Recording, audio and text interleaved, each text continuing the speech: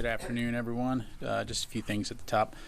First of all, we want to welcome all the young people, yourselves included, who are working with their parents today at the Pentagon as part of our annual Take a Child to Work Day. It's estimated that we have somewhere near 10,000 young guests here today, and it's been exciting to have their energy and their voices echoing in the corridors of the Pentagon. I'm pretty sure I've seen a few kids with light-up shoes that make them run faster, so I've reached out to the Defense Innovation Unit to talk about that. Looking ahead to tomorrow, Secretary Austin will convene the 21st Ukraine Defense Contact Group meeting here virtually. The meeting will commemorate the 2-year anniversary of the first contact group following Russia's unprovoked invasion of Ukraine in February 2022. Over the past 2 years, the contact group has shown its unity and resolve, as evidenced by the continuing support and donations made by our international partners and allies. Additionally, the contact group continues its work with Ukraine to help it move towards development of a robust, efficient, and self-reliant defense industry. We'll have additional updates to provide following tomorrow's meeting. Switching gears to Africa, as you've seen, the U.S. State Department announced U.S. Ambassador to Niger, Kathleen Fitzgibbon, and Major General Kenneth Ekman, U.S. Africa Command Director of Strategy, Engagement, and Programs, will meet with the National Council for Safeguarding the Homeland officials today in Niamey, Niger, to initiate discussions on an orderly and safe withdrawal of U.S. forces from Niger. Subsequently, Assistant Secretary of Defense for Special Operations and Low-Intensity Conflict, Christopher Mayer, and Lieutenant General Dagvin Anderson, Joint Staff Director for Joint Force Development, will conduct follow-up meetings in Niamey next week to coordinate the withdrawal process in a transparent manner and with mutual respect. We'll be sure, of course, to keep you updated regarding any significant developments. In the meantime, the Department of Defense remains committed to countering violent extremist organizations in West Africa. The department will continue to support whole-of-government approaches to work with African leaders to maintain stability and address terrorist threats in the region, including addressing core issues that drive insecurity. Separately, as an update for our humanitarian assistance support operations to establish the maritime corridor off the coast of Gaza, I can confirm that U.S. military vessels, to include the USNS Benavides, have begun to construct the initial stages of the temporary pier and causeway at sea. We're aware of the significant interest in this important effort and will provide much more information in the very near future as we work alongside the international community to rush aid to the people of Gaza. And finally, Friday will be the last day in the Pentagon for Acting Undersecretary of Defense for Policy Sasha Baker. We want to thank her for her superb leadership within the Department of Defense and for her service to our nation. On behalf of the Secretary of Defense, we wish her all the best in her future endeavors. And as we previously announced, Ms. Amanda Dory, a career civil servant who currently serves as the director of the Africa Center for Strategic Studies at National Defense University, will perform the duties of Acting Undersecretary of Defense for Policy when Undersecretary Baker departs. With that, I'll be glad to take your questions. We'll go to Tara, AP. Thanks, General Ryder. Back to AFRICOM. So it's almost 8 o'clock now in Niamey. Have you gotten any readouts on how those initial meetings went? And would this mean the complete total departure of all U.S. forces, or are some of those terms still being negotiated? Yeah, I don't have a readout to provide. Of course, again, we'll keep you updated as things progress here. And in terms of the withdrawal of U.S. forces, again, really not able to go beyond what I've provided right now, which is that they will begin discussing the orderly withdrawal of U.S. forces. So what that pertains in terms of timelines, numbers, again, we'll keep you updated. But is the assumption that it will be that all U.S. forces will go, or is there still room? I think that's a safe bet as the going-in assumption. Okay. And then on Chad, similarly, are U.S. forces withdrawing from Chad, and is this all of the U.S. forces there, approximately 100 or so, and why? So as I understand it, as talks continue with Chadian officials, U.S. AFRICOM is currently planning to reposition some U.S. military forces from Chad, a portion of which were already scheduled to depart. This is a temporary step as part of an ongoing review of our security cooperation, which will resume after Chad's May 6th presidential election. So again, we'll keep you updated. I would refer you to State Department to discuss, the diplomatic sides of this, but that's where we stand right now. Warren. A follow-up on Niger and then a different question on Gaza and JLOTS. The withdrawal appears maybe not imminent, but at least fairly imminent. Niger was a critical base for AFRICOM ISR in monitoring violent extremist organizations. Does the Pentagon have a location to move those forces? And if so, is that location ready, or are those forces for now coming back to the United States and there is no alternative to Niger? Yeah, well, as I highlighted, I mean, first of all, we are committed to countering VEOs in West Africa. And as you know, we do maintain a robust network of partners, and we will continue to consider all options when it comes to accomplishing our CT mission. The bottom line is that we will continue to monitor threats throughout the Sahel in order to protect our personnel, our assets, and our interests, as well as the welfare of our partners. So we're going to continue to explore options, understanding that this is an important national security interest and a vital mission. How much is the CT mission set back without something like a Niger ready to go? Well, certainly when you look at the size of Africa and when you look at the threats, the preference would be able to have the ability to operate out of places like Niger. But of course, we have other means and methods that we can do that. So all that to say, again, we understand the importance of the CT mission, and we will explore options to ensure that we can continue to do that, albeit maybe perhaps through other means and methods, but importantly, working in close partnership with African partners in the region. And then a very quick JLOTS question. A few mortar rounds landed near the pier site. Has that changed the timeline for construction there? And has it compelled the U.S. to consider a different pier site or different defensive measures associated with the construction of the pier? Yeah, the incident in no way delays our efforts to establish the maritime corridor. You go to Liz. Along those lines, any sense when the corridor will be up and running? You talked about the first week of May. Yeah, so all indications right now, Tom, are that we're on track. I think, earlier I'd said probably looking at end of April, early May. I think indications now are realistically early May, but everything is on course at this point. So I'll keep you posted. Liz, did you have a question? My question was asked and answered. Okay. All right, let me go to the phones here. Tony Capaccio, Bloomberg. Hi, Pat. Quick question. When do you think the first munitions for Ukraine will arrive, and will they be the 155 shells or some of the other equipment that has been pre-positioned in Europe? Yeah, thanks, Tony. As I'm sure you can appreciate, I won't get into the specifics in terms of when specific ammunition or equipment is getting into Ukraine, other than to say we're moving out already. We've already started the process to move some of the weapons, ammunition, and equipment, which will be, as I mentioned earlier, there within days, if not sooner. And so, again, recognizing there's a variety of equipment and capabilities on the list that we put out. Some of those things will obviously take longer than others, but when it comes to essential capabilities like ammunition, we're already moving out to make those deliveries. But again, for OPSEC, I just can't get into specific timelines or routes, as I'm sure you can appreciate. Let me go to Jeff Schogel, Task and Purpose. Thank you. I just wanted to follow up on the question about the incident with the pier. What exactly happened? Did Hamas fire rockets or mortars at the pier while it was under construction? And if so, was anything damaged? Was anyone hurt? Yeah, so to clarify, kind of two different things here, Jeff. So first of all, when it comes to the temporary pier and the causeway, those are being constructed offshore, out at sea, and are essentially nowhere near mortar range. So that's not what we're talking about here. We're aware of reports that a small number of mortars landed in the vicinity of the marshalling yard area for humanitarian assistance that will eventually be the delivery site that this pier will support.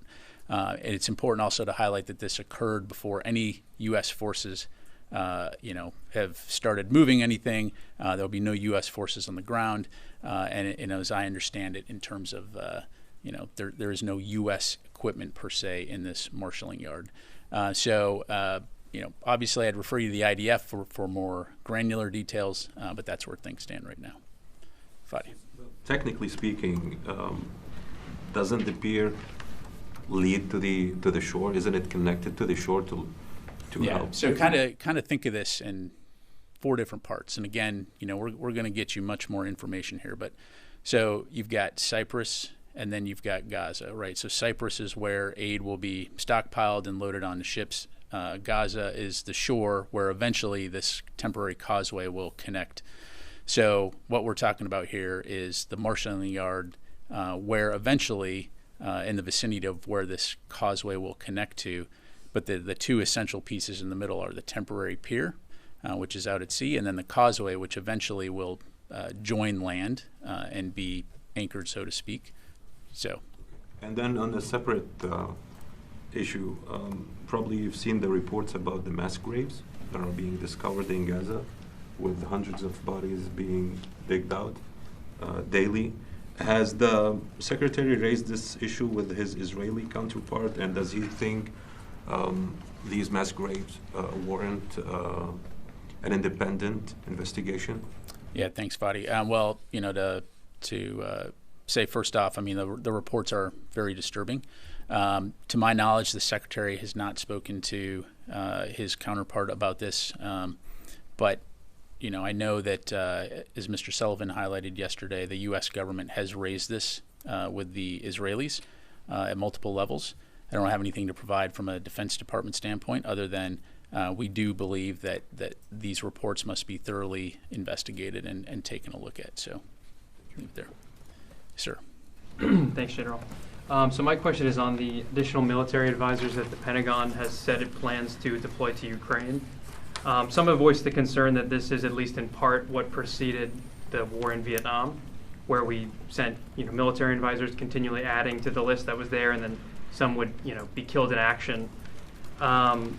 What do you think of that escalation risk, the fact that U.S. servicemen are on the ground there in Ukraine? Yeah, I mean, I think it's I appreciate the question, but I think you'd have to probably have a deeper discussion on the history of the Vietnam War and what we were talking about there, which is a completely different thing, right? You don't have U.S. forces conducting training inside Ukraine of indigenous forces. So to compare the two, unfortunately shows kind of a lack of understanding in terms of what we're talking about here, apples and oranges.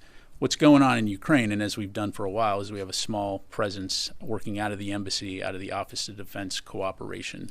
And those small number of advisors are providing, information and advising on things like support logistics, weapon oversight program, helping with the ensuring that there's end-use monitoring in place, that we've talked about in the past.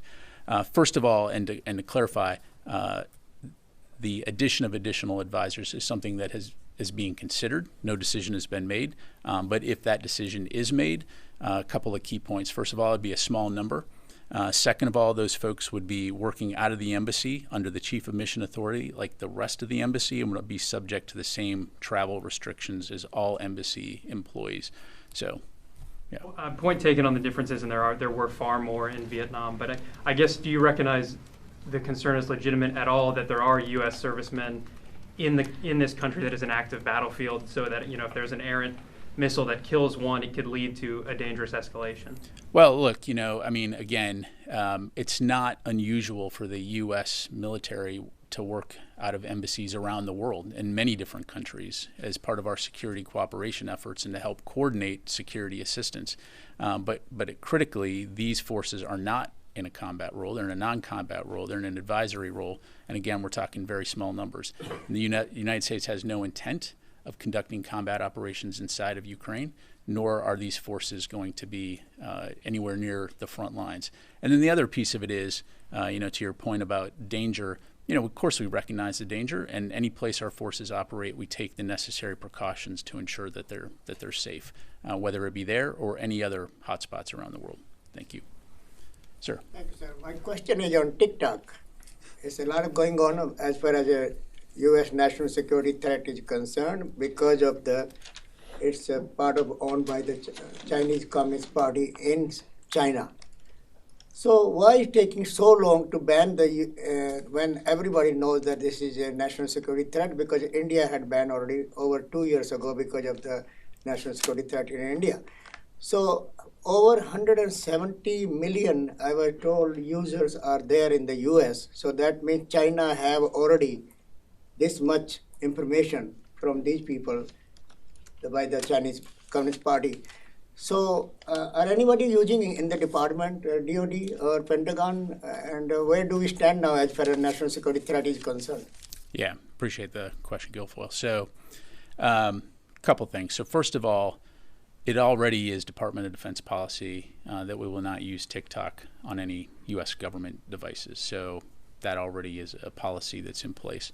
I think what you're asking is the broader question about banning of TikTok writ large as it relates to, throughout the U.S. And again, that's a question that's beyond the scope of my small little place here at the DOD. So thank you. Yes, sir. Thank you, General. Regarding to Rafah, did you receive from your Israeli counterpart any plan about their military operation there? And with your assessment, what do you expect the Palestinian to go out of Rafah? What we are seeing right now that the IDF leaving some parts and re-entering again to the same parts, and they are still bombing everywhere. So as a DOD, what do you expect these people should go?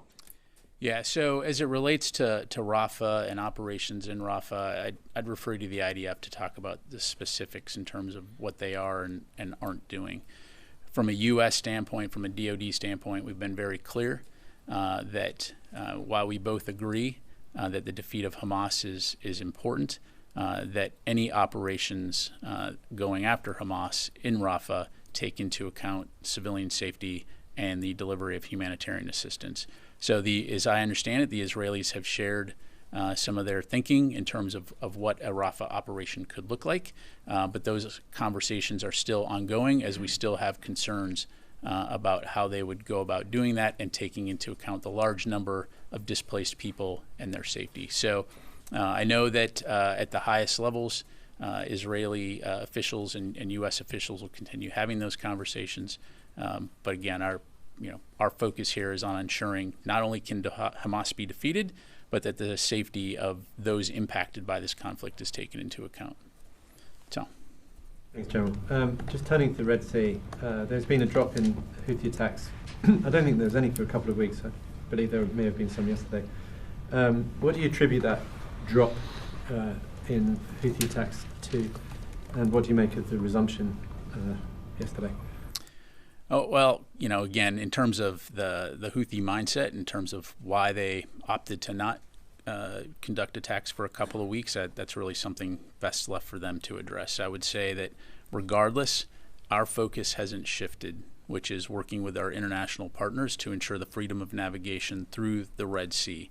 And so as long as there continues to be a threat to international shipping and to the lives and safety of mariners transiting the Red Sea, we'll continue to work with international partners to degrade and disrupt Houthi capability. Are there back-channel talks going on? With the I don't have anything to talk to on that, Tom. On going back to Ukraine, how confident is the Pentagon that the Ukrainian military can make up for what's being widely portrayed as a lost 6 months? While Congress was dithering, Russia made a lot of advances. Are you confident that Zelensky and the military are going to be able to make up for that time? Well, look, it's a tough situation right now in Ukraine. It's a tough fight. But I think anybody who tries to count the Ukrainians out obviously has not been watching what's happened over the last couple of years. And so, as Austin has said, Ukraine matters. What happens in Ukraine from a security standpoint impacts not only Ukraine, but European security and international security. So we're going to continue to support them, not only to defend the territory that they've defended from Russian occupation, but also to take back their sovereign territory. And we're going to do that for the long haul. All right. Yes, Liz. Thanks. Going back to the humanitarian pier in Gaza, just to clarify, you said that the pier itself the U.S. is going to build or is building is out of the range of the mortar fire, but what about the causeway? Well, again, what I'm saying right now, so there was this mortar attack today onshore. right? So what I said is that initial construction has begun of the causeway and the temporary pier at sea. So they're not constructing that anywhere near the shore at this point in time, if that makes sense. And you said there were no damage to any U.S. assets. Were any Israeli assets damaged? I'd have to refer you to the Israelis on that. Sir. Thank you, General. Two questions, and one is my colleague already asked you 2 days ago. U.S. and South Korean having the discussion on the sharing the cost of American troops in South Korea. I think they finished the talking, so do you have any readout on that discussion? And also, why you guys having this discussion at this time? I appreciate the question. I don't have anything in front of me. Let me take that question and we'll get back to you. Okay. And also, on China, actually, this is Secretary Blinken is on the trip to China right now and expected to give a warning to the Chinese side, not commercially supposedly building the Russian defense industries. From point of view, do you have any specific concerning areas of the coordination between Russia and China? I won't get ahead of Secretary Blinken and anything that he may be putting out. As you've heard us say, and as you heard the president recently say, we are concerned about some of China's activities as it relates to supporting Russia's defense industry.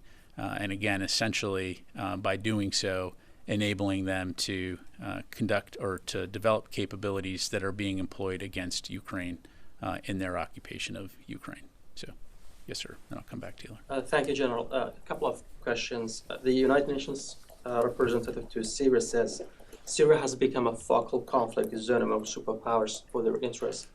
So how do you see the situation in Syria now?